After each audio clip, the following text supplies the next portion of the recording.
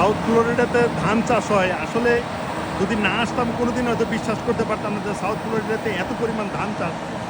যে আমি আসছি এভারগ্লেডের এখানে একটা ফার্মে ঢুকছি, আর কী জন্য ঢুকছি নিজেও জানি না, কিন্তু ঢুকে দেখি এখানে ধান আর ধান, ওরে ধান। প্রথমত ভাবছি যে মনে হয় এখানে আখের চাষ করে, কিন্তু না ভাই, এখানে আখের চাষ হয় না। আখের চাষের সাথে সাথে পাশাপাশি এখানে ধান চাষ হয় এবং প্রচুর পরিমাণ ধান হয়, এবং বিশ্বের সর্বাধুনিক প্রযুক্তি এরা ব্যবহার করে। ক্ষেতের থেকে ধান মারাই করে, ধান নিয়ে এই যে মারাই করে আসছে একটা ট্রাক, ওই যে ট্রাকের উপরে ওই যে ওই পাশে লোডিং আছে, ধান লোডিং ট্রাক আছে, বড় ট্রাক আছে, ওই ট্রাকে করে ওই এগুলো নিয়ে চলে যাবে, সে ফ্যাক্টরিতে চলে যাবে। ওখানে হয়তো প্রযুক্তির মাধ্যমে, আরেক অত্যাধুনিক প্রযুক্তির মাধ্যমে চাউল হয়ে, সরাসরি ধান থেকে চাউল হয়ে আমাদের কাছে, কাস্টমারের কাছে চলে। তার মানে প্রযুক্তি এরকম, ধান খেতেতে ধান সরাসরি একদম কোম্পানিতে চলে যাচ্ছে, কয়েক ঘন্টার ব্যবধানে ট্রাককে ট্রাক চলে যাচ্ছে।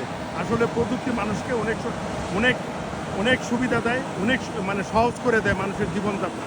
সেটাই আজকে এই সাউথ ফ্লোরিডা থেকে আমি আরেকবার প্রমাণ করলো যে প্রযুক্তি মানুষকে কতটা হেল্পফুল এবং কতটা জীবনকে সহজ করে দেয়। সবাই ভালো থাকবেন।